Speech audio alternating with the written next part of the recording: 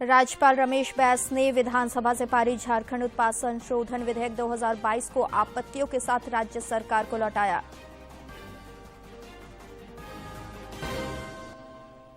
विधानसभा स्थापना दिवस के दूसरे दिन आज संघ राज्य संबंध पर राष्ट्रीय सेमिनार का आयोजन।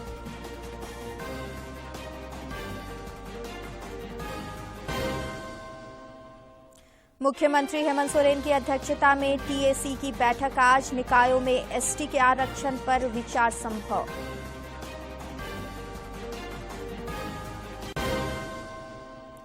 और सीआरपीएफ के आईजी अमित कुमार ने कहा, पुलिस के साथ बेहतर तालमेल से नक्सलियों के खिलाफ लगातार मिल रही है सफलता।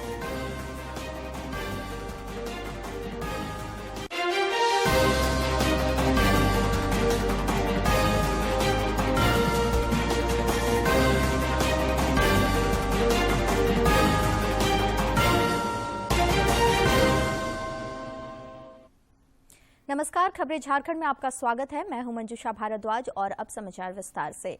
विधानसभा से पारित झारखंड उत्पाद संशोधन विधेयक 2022 को राज्यपाल रमेश बैस ने अपनी 8 आपत्तियों के साथ राज्य सरकार को लौटा दिया है। राज्यपाल ने सरकार को इस विधेयक के प्रावधानों पर विचार करने को कहा है। उन्होंने कहा कि सरकार को अन्य राज्यों से संबंधित प्रावधानों की समीक्षा करनी चाहिए और राजस्व परिषद से मंतव्य प्राप्त कर विधेयक के प्रावधानों को संशोधित करने पर विचार करना चाहिए। मुख्यमंत्री हेमंत सोरेन से रांची में वेल्लोर की सबसे बड़ी पंचायत विरंचीपुरम की प्रमुख बी गुनासुंदरी, पंचायत सचिव जे सिलवक और भूतपूर्व सैनिक एवं सामाजिक कार्यकर्ता बालचंद्रन ने मुलाकात की। उन्होंने मुख्यमंत्री को बताया कि झारखंड के विभिन्न जिलों से बड़ी संख्या में मरीज इलाज कराने के लिए वेल्लोर आते हैं। उन्होंने इन मरीजों के लिए मुख्यमंत्री से वेल्लोर में एक भवन बनाने का आग्रह किया। उन्होंने कहा कि भवन बनाने के लिए वे सरकार को निःशुल्क जमीन उपलब्ध कराएंगे। मुख्यमंत्री ने इस पर सकारात्मक पहल करने का भरोसा दिलाया। झारखंड विधानसभा के स्थापना दिवस समारोह के दूसरे दिन आज राष्ट्रीय सेमिनार का आयोजन किया जा रहा है। इस दौरान संघ और राज्यों के बीच के संबंधों पर व्यापक चर्चा हो रही है। इससे पहले विधानसभा अध्यक्ष रविन्द्रनाथ महतो ने सेमिनार के एजेंडे से अतिथियों को अवगत कराया। अतिथियों को पौधे देकर सम्मानित भी किया गया।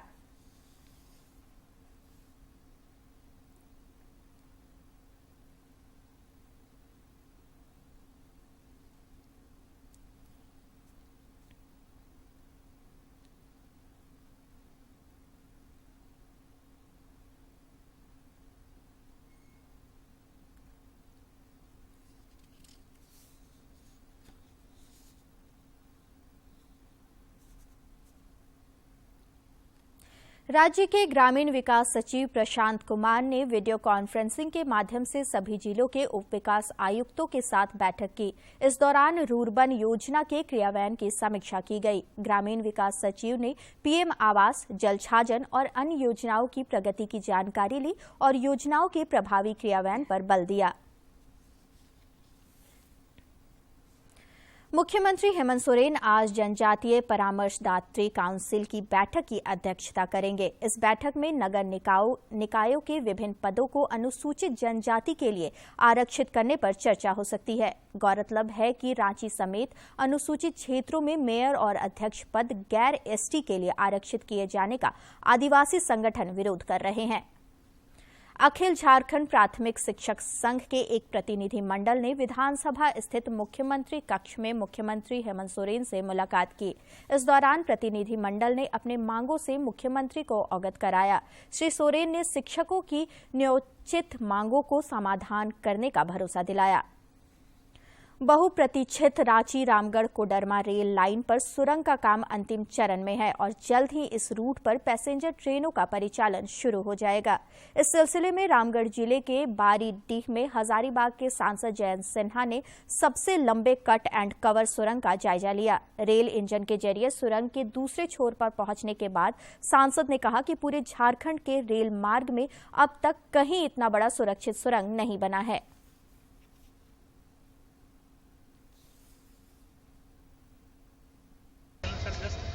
मुझे लग रहा है कि 500-600 मीटर आगे नेक्स्ट टनल नहीं आएंगे। इस कारण पूरे झारखंड में कहीं इतना बड़ा सुरंग नहीं है जो सुरंग उन लोगों को यहाँ बनाना पड़ा। और ये सुरंग आप यहाँ देख रहे हैं, इस सुरंग को अगर आप देखें तो आपको नजर आएगा कि यहाँ से इसका जो है ओपनिंग है और यहाँ सीमेंट का आपका दिख रहा है टनल जो बना हुआ है और यहाँ भी लाइन लगाए जा रहे हैं, सब कर्मी काम कर रहे हैं। आप देख रहे हैं कि यहाँ कैसे यहाँ लाइन लगाई जा रही है, अंतिम लाइन लगाई जा रही है और इसकी अलाइनमेंट होने वाली है। और यहाँ से 1700 मीटर के टनल से वाडियों के बीच आप निकलिएगा, पत्थर जो है आप पे नहीं गिरेगा। और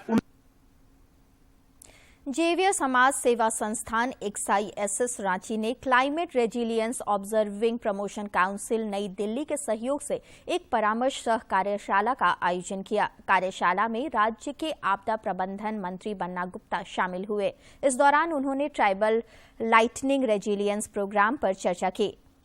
नई दिल्ली स्थित अखिल भारतीय आयुर्विज्ञान संस्थान एम्स में स्मार्ट कार्ड की सुविधा शुरू होने जा रही है। इस कार्ड के जरिए इलाज के बाद लोगों को खान पान के भुगतान में सुविधा होगी।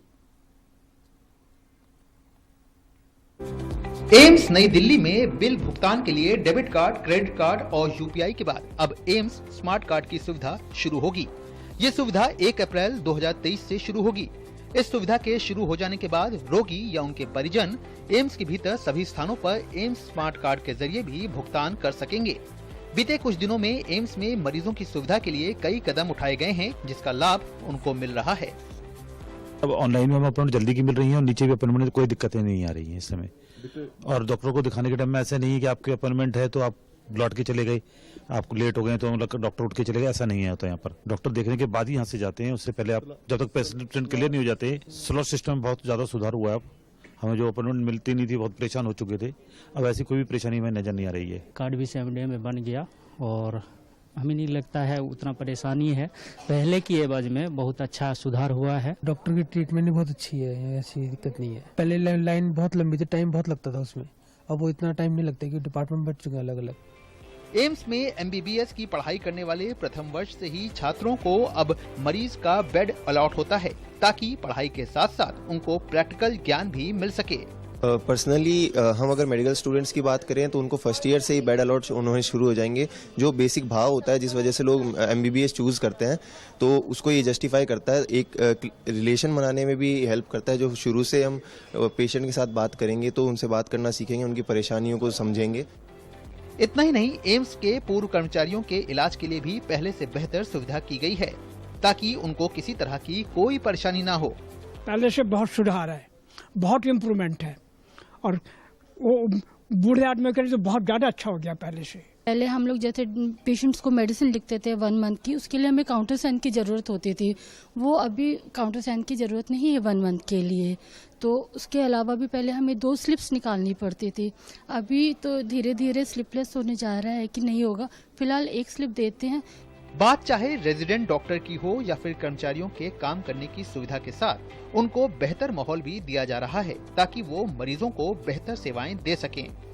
अब जिस स्लॉट में आ रहे हैं उससे ये एडवांटेज मिल रहा है कि पेशेंट्स जो 6 बजे आते हैं वो 11-12 बजे तक वेट ना करे, वो 10 बजे आते 1 घंटे में वो दिखा लेते हैं अपने आप को, एंड मेडिकेशंस जो भी है मिल जाते हैं। वो लॉगिंग और पेशेंट जो सफ़र करता है waiting to get the required attention, वो अभी कम हो गया है। तो हमें ये भी बताया गया कि मोबाइल ऐप आएगा, उसमें हम पेशेंट जो अपने अटेंडेंट हैं या अपने डिपेंडेंट जो पेशेंट हैं उनका रजिस्ट्रेशन कर सकते हैं, तो यहाँ लाइन में आने की जरूरत नहीं।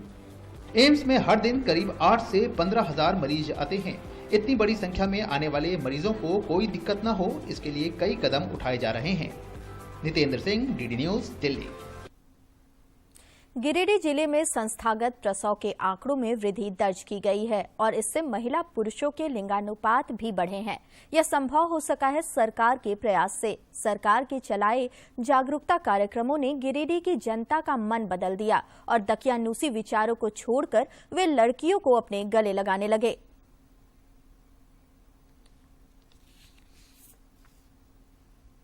गिरिडीह जिले के civil surgeon doctor SP Mishra का कहना है कि गिरिडीह आकांक्षी जिलों में शामिल है और इसके तहत उठाए जा रहे कदमों का लाभ गर्भवती महिलाओं को मिला है। सरकार की ओर से सभी सुविधाएं इस जिले को उपलब्ध कराई गई हैं। यही कारण है कि लोगों का रुझान संस्थागत प्रसव की ओर बढ़ा है। आकांक्षी जिला के अंतर्गत जो हमारे हेल्थ और न्यूट्रिशन के एक इंडिकेटर्स है, जिसमें हम लोग लगातार कार्य कर रहे हैं और इसी के तहत जो हमारी प्रसव पूर्ण जांच है और 4 बार जो प्रसव पूर्ण जांच है, 4 बार हीमोग्लोबिन जांच है, 4 बार स्वास्थ्य जांच है, या समय समय पर जो गर्भवती महिलाओं की स्वास्थ्य जांच की जानी है, इसमें हम लोग उत्तरोत्तर प्रगति कर रहे हैं और हमारा लक्ष्य है कि हम इसमें 100% लक्ष्य प्राप्त कर लें। महिला चिकित्सक डॉक्टर सुजाता भी सिविल सर्जन की बातों से इत्तेफाक रखती हैं। वे भी मानती हैं कि गिरिडीह में सरकारी सुविधाओं का लाभ गर्भवती महिलाओं को दिया जा रहा है। संस्थागत प्रसव से महिलाओं को प्रसव के दौरान होने वाली परेशानियों से मुक्ति मिली है। यहाँ इन्हें फ्री इलाज, फ्री दवाई, फ्री अल्ट्रासाउंड, फ्री जांच की सुविधा उपलब्ध है। इसका फायदा हम लोगों को ये हुआ कि जो इंस्टीट्यूशनल डिलीवरी कहते हैं हम लोग, उसका रेट काफी बढ़ा है।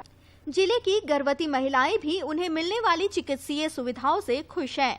उनका कहना है कि सरकारी अस्पतालों में उन्हें मुफ्त जांच, इलाज और दवाइयों की सुविधा मिल जाती है। इलाज अच्छा होता है, यहाँ पर सब अच्छा दवाई भी फ्री मिलता है। मैं यहाँ अपनी बहू को लेकर आई हूँ। यह हॉस्पिटल चैताली सदर हॉस्पिटल में बहुत तरह की सुविधाएं हैं। यहाँ गर्भवती माता का बहुत अच्छा से इलाज किया जाता है। यहाँ एनसी की सारी सुविधाएं हैं। हर तरह का जांच यहाँ फ्री में किया जाता है। संस्थागत प्रसव को प्राथमिकता देने से न सिर्फ सुरक्षित प्रसव संभव है, बल्कि शिशु मृत्यु दर में भी कमी आती है। इसके लिए सरकार द्वारा विभिन्न योजनाएं चलाई जा रही हैं। गिरिडीह से रमेश प्रभाकर की रिपोर्ट। सर्दी के मौसम में जोड़ों का दर्द एक आम समस्या है। आइए जानते हैं इससे बचने के उपाय।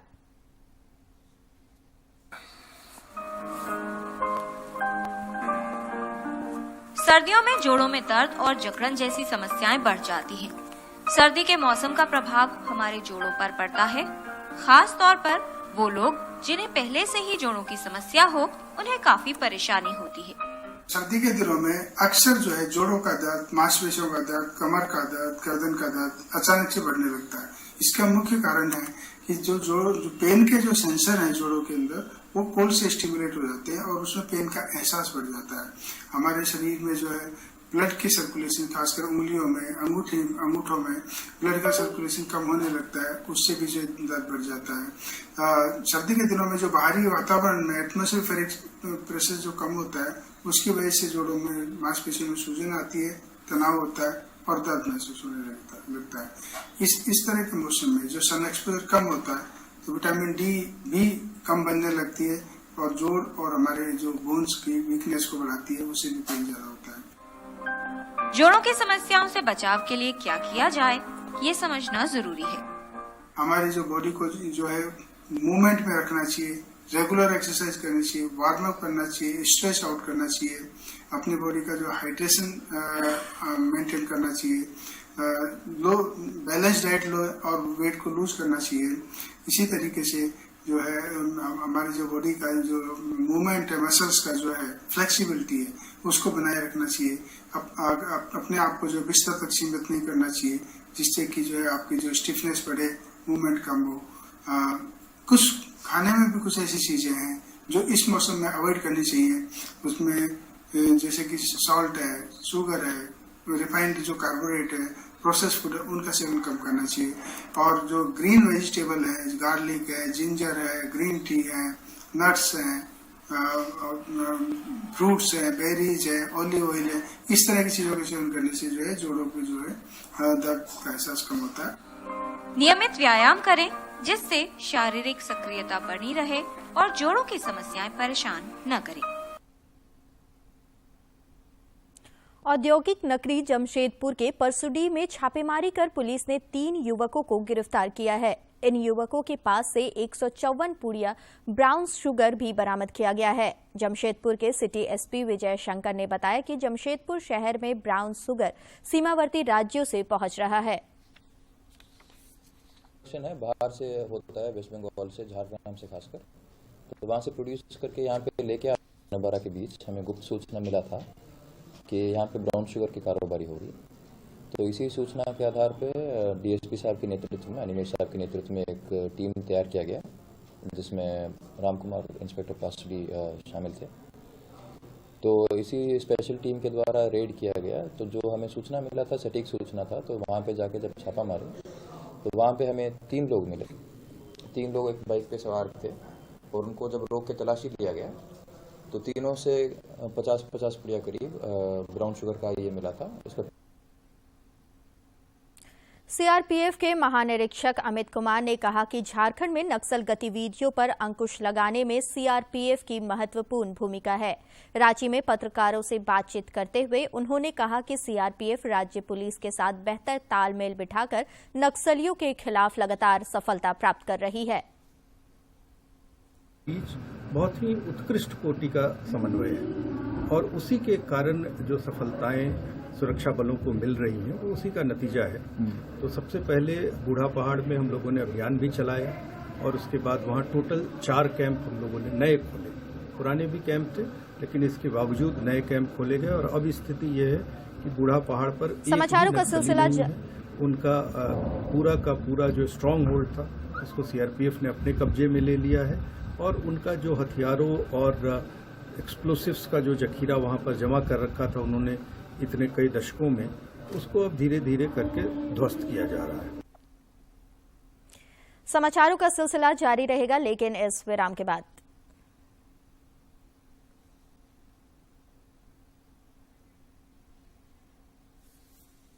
पूरे राज्य में सीएम हेमंत सोरेन के कुशल नेतृत्व में राज्य सरकार लोगों के द्वार गई और मैं जहाँ जा रहा हूँ उन सभी जगह एक उत्साह का माहौल हमें देखने को मिल रहा है। किसी का 3 साल, 5 साल, 10 साल, 15 साल की समस्या का समाधान वही शिविर में किया जा रहा है। हर जगह लोगों के चेहरे पर एक खुशी दिखाई दे रही है। में एक ही परिवार के 3 जन को लाभ मिला है। सरकार जो है एक एक छोटी छोटी चीज को लेके माने घर में गांव तक जा रही सरकार। आज तक पेंशन के लिए भटक रही थी लेकिन हेमंत सरकार ने आज घर घर दरबार लगा दिया। आपकी योजना, आपकी सरकार, आपके द्वार कार्यक्रम के तहत सभी वर्ग के लाखों जरूरतमंद लोगों को सरकार की विभिन्न कल्याणकारी योजनाओं से जोड़ा गया। हक अधिकार का ये सिलसिला जो शुरू हुआ है वो अब अनवरत चलता ही रहेगा। आपकी योजना, आपकी सरकार, आपके द्वार। ब्रेक के बाद एक बार फिर से आपका स्वागत है। गांधी के पद चिन्हों पर चलने वाले झारखंड के लगभग 80,000 की आबादी वाले टाना भक्तों के जीवन में अंधेरा ही पसरा है। आजादी के इतने दशक बीत जाने के बाद भी झारखंड की राजधानी रांची के चलियो सिटी चान्हो के बाशिंदों के जीवन में कोई बदलाव नहीं आया है।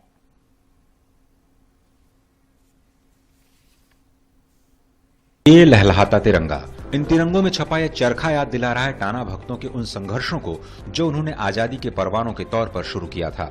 राष्ट्रपिता महात्मा गांधी के अनुयायी और अहिंसा परमो धर्म को कैसे निभाया जाता है, झारखंड के ये आदिवासी समुदाय इसकी जीती जागती मिसाल हैं। ये टाना भगत आज भी इस चरखे वाले झंडे की ही पूजा करके अन्न जल ग्रहण करते हैं। ये टाना भगत अहिंसा के पद चिन्हों पर चलने वाले लोग हैं। चलियो सिटी चान्हो गांव के ये टाना भगत, इनके पूर्वज सोमा टाना भगत राष्ट्रपिता महात्मा गांधी के साथ कंधे से कंधा मिलाकर आजादी के आंदोलन में साथ चले थे। सन 1913 से 1942 तक भारत छोड़ो आंदोलन के दौरान टाना भगतों ने अंग्रेजी शासन के खिलाफ जमकर लड़ाई लड़ी, लेकिन अपनी मूलभूत जरूरतों के लिए आज वो अपनी सरकार से लड़ाई नहीं लड़ पा रहे। जतरा उरांव के नेतृत्व में 1913-14 में टाना भगत समुदाय का आंदोलन शुरू हुआ। शुरू में टाना भगत समुदाय ने आदिवासी समाज में पशुबलि, मांस भक्षण, जीव हत्या, शराब सेवन आदि को छोड़कर सात्विक जीवन यापन करने का अभियान छेड़ा। साथ ही भूत प्रेत जैसे अंधविश्वासों के खिलाफ सात्विक और निडर जीवन की नई शैली का सूत्रपात भी किया। उस शैली से शोषण और अन्याय के खिलाफ लड़ने की नई दृष्टि आदिवासी समाज में पनपने लगी थी। तब आंदोलन का राजनीतिक लक्ष्य स्पष्ट होने लगा। सात्विक जीवन के लिए एक नए पथ पर चलने वाले हजारों आदिवासी जैसे सामंतों, साहूकारों और ब्रिटिश हुकूमत के खिलाफ संगठित अहिंसक सेना के सदस्य हो गए। देश की आजादी में झारखंड के टाना भक्तों ने भी गिलहरी बनकर सहयोग दिया। देश आजाद तो हो गया, लेकिन आज ये गरीबी में ही अपना गुजर बसर कर रहे हैं, मूलभूत जरूरतों के मोहताज हैं। टाना भगत हम लोग पहले से मने से लिखते हैं, लोग आ रहा है कि टाना भगत, और वो किसी को सत्य अहिंसा का पुजारी हैं, किसी का जीव नहीं मारते हैं, और सदा जो कुछ बनता है दाल सलवा सब शाकाहारी में सब खाते हैं। पूजा हम लोग गांधी जी का चरखा छाप जो तिरंगा झंडा है ना, चरखा उनका पूजा करते हैं सर, झंडा का। सोमा टाना भगत भूतपूर्व विधायक, स्वतंत्र सेनानी भी थे। गांधी जी के साथ में मैंने वो देश की आज़ादी के लिए मैंने वो साथ आंदोलन में भाग लिए। हर साथ गांधी जी के साथ कंधा से कंधा मिला के वो उनके चले। हम लोग का स्थिति तो बहुत खराब है सर। अभी तक हम लोग का कोई प्रकार के हम लोग का यहाँ सरकारी योजना नहीं मिली है, जैसे प्रधानमंत्री आवास या और कोई सिंचाई उचाई का भी अभी नहीं मिला है। चान्हो प्रखंड के इस गांव में बसे 92 परिवारों में 19 परिवार टाना भगत समुदाय के हैं। ये समुदाय हैं जो आज भी गांधी जी के सिद्धांतों पर जीते हैं। खादी के सफेद कपड़े पहनते हैं, मांस मदिरा को छूते नहीं, लहसुन प्याज से भी दूर रहते हैं, जो उपजाते हैं वही खाते हैं। महात्मा गांधी के विचारों और सिद्धांतों की आज के युग में प्रासंगिकता पर पूरी दुनिया में व्याख्यान तो ढेर सारे होते हैं, मगर इन सिद्धांतों को जीवन में उतारने का असली अर्थ और उनका असर क्या होता है, इसे रांची से महज 40 किलोमीटर चलियो सिटी गांव में देखा जा सकता है। ये जो टाना भगत के हाथ आप ताम्रपत्र देख रहे हैं, ये ताम्रपत्र अपने हाथों से पूर्व प्रधानमंत्री इंदिरा गांधी ने स्वतंत्रता सेनानी सोमा टाना भगत को दिया था। लेकिन ये ताम्रपत्र मिट्टी के घर और छप्पर के घर में रखने के ही काम आ रहे हैं। सोमा टाना भगत स्वतंत्रता सेनानी थे, साथ ही मांडर के पहले विधायक भी। उनकी मृत्यु 105 वर्ष की आयु में हुई थी। आज उन्हीं के वंशज इस गांव में बसे हैं, लेकिन गांव के हालात जस के तस। आजादी के वीर सपूतों के इन परिजनों की व्यथा सुनने तक सरकार का कोई नुमाइंदा नहीं पहुंचता। किसी सरकारी योजना का लाभ मिलना तो बहुत दूर की बात है। अहिंसा नहीं करते हैं, मीट मदिरा नहीं खाते पीते हैं और तिरंगा का पूजा करते हैं, चरखा छाप का। ये सोमा टाना भगत हम लोग के दादाजी थे।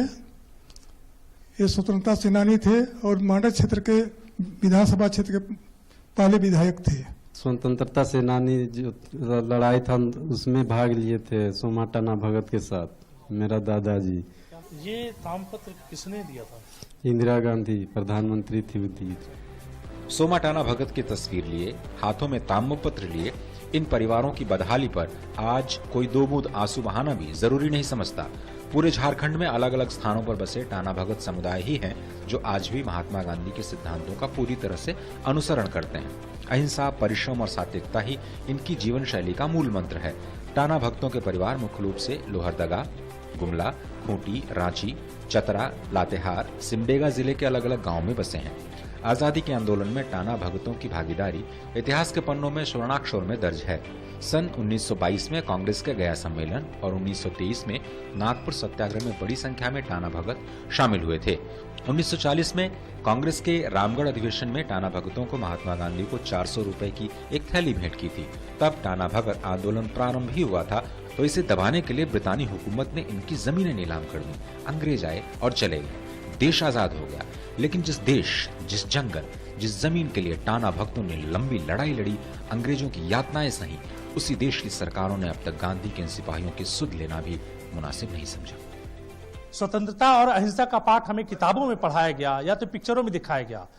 रांची के एक ऐसा गांव चलियो सिटी है जहां पे आज भी लोग अहिंसा के पुजारी हैं और गांधी जी के बताए रास्ते पे चलते हैं। इस गांव के लोग गांधी जी का जो झंडा है उसको पूजते हैं और बिना उसको पूजे हुए वो अन्न ग्रहण नहीं करते। कैमरामैन भीम सिंह के साथ रजनीश त्रिपाठी। हजारीबाग जिले के सुधार गृह से 4 नाबालिग समेत 7 युवतियां फरार हो गई हैं। इस संबंध में सुधार गृह के अधीक्षक पूनम साहू ने लोहसिंगिया थाने में आवेदन दिया है। थाना प्रभारी अरविंद कुमार ने बताया कि फरार युवतियों की तलाश की जा रही है। प्रधानमंत्री नरेंद्र मोदी 27 नवंबर को आकाशवाणी पर मन की बात कार्यक्रम के जरिए देश विदेश के लोगों के साथ अपने विचार साझा करेंगे।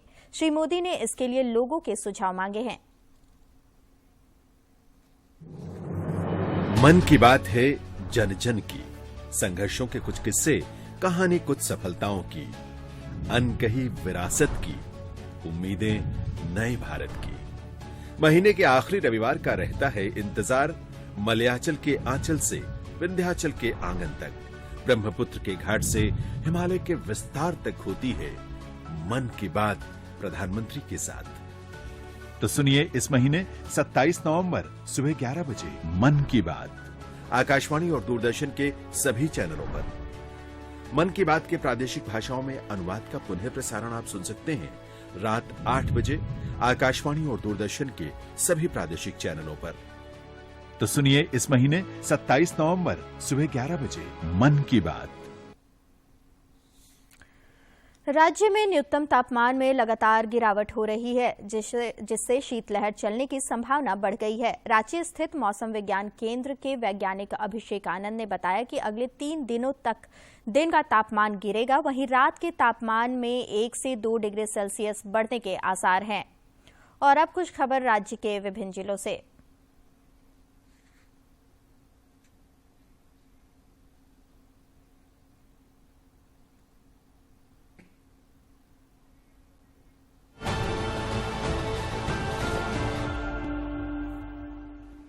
लातेहार जिले में उपायुक्त ने डीएफटी की राशि से संचालित योजनाओं की समीक्षा बैठक की।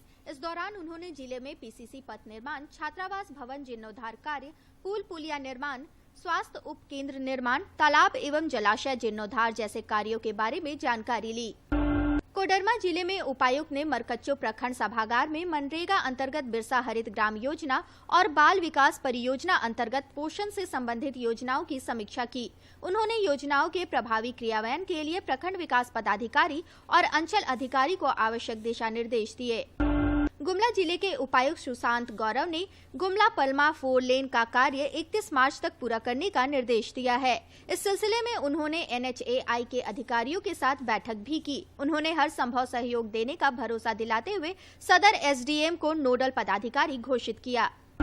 हजारीबाग की उपायुक्त नैन्सी सहाय ने सखी वन स्टॉप सेंटर की जिला टास्क फोर्स की बैठक की। इस दौरान उन्होंने वन स्टॉप सेंटर के प्रभावी संचालन के लिए पदाधिकारियों को आवश्यक दिशा निर्देश दिए। उन्होंने कहा कि समाज की पीड़ित महिलाओं को मदद देने के लिए वन स्टॉप सेंटर संचालित किया गया है। पश्चिमी सिंहभूम जिले में ठंड को देखते हुए प्रशासनिक अधिकारियों ने कल रात सार्वजनिक स्थलों पर जरूरतमंदों के बीच कंबलों का वितरण किया। जिले के तीनों अनुमंडल क्षेत्र से संबंधित SDO के नेतृत्व में कंबल वितरण कार्यक्रम आयोजित किया गया। उप राजधानी दुमका के जामा प्रखंड अंतर्गत सरसाबाद पंचायत का उप विकास आयुक्त ने भ्रमण किया और विकास योजनाओं का जायजा लिया। इस दौरान उन्होंने ग्रामीणों से संवाद स्थापित करते हुए पेंशन, राशन, आवास योजना तथा सरकार के अन्य जन कल्याणकारी योजनाओं की जानकारी भी दी। रामगढ़ जिले में उपायुक्त ने DMFT के प्रबंधकीय समिति की बैठक की। इस दौरान उन्होंने DMFT के माध्यम से जिले में चल रहे विकास कार्यों की समीक्षा की और नई योजनाओं के चयन को लेकर पदाधिकारियों को आवश्यक दिशा निर्देश दिए। जमशेदपुर के मानगो के छोटा ब्रिज पर कल शाम अचानक आग लग गई। आसपास मौजूद लोगों ने फौरन इसकी सूचना मानगो नगर निगम के कार्यपालक पदाधिकारी सुरेश यादव को दी। सूचना मिलते ही वे मौके पर पहुंचे और दमकल कर्मियों की मदद से आग पर काबू पाया गया। साहिबगंज जिले में कल देर रात अज्ञात अपराधियों ने पति पत्नी को गोली मार दी, जिसमें पति की घटनास्थल पर ही मौत हो गई। घटना बरहेट थाना क्षेत्र स्थित मोरंग नदी पुल पर घटी। पूरे मामले की पुलिस जांच कर रही है और अपराधियों की धरपकड़ के लिए छापेमारी की जा रही है। देवघर जिले के सारवा थाना क्षेत्र से गुजरने वाली हल्दिया बरौनी तेल पाइपलाइन से क्रूड ऑयल चोरी करने के प्रयास में पुलिस ने 2 आरोपियों को गिरफ्तार किया है। गिरफ्तार दोनों अपराधियों का क्रूड ऑयल चोरी करने के मामलों में पूर्व से आपराधिक इतिहास रहा है।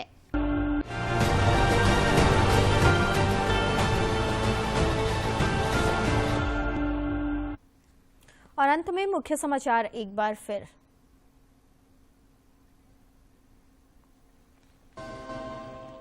राज्यपाल रमेश बैस ने विधानसभा से पारित झारखंड उत्पाद संशोधन विधेयक 2022 को आपत्तियों के साथ राज्य सरकार को लौटाया। विधानसभा स्थापना दिवस के दूसरे दिन आज संघ राज्य संबंध पर राष्ट्रीय सेमिनार का आयोजन।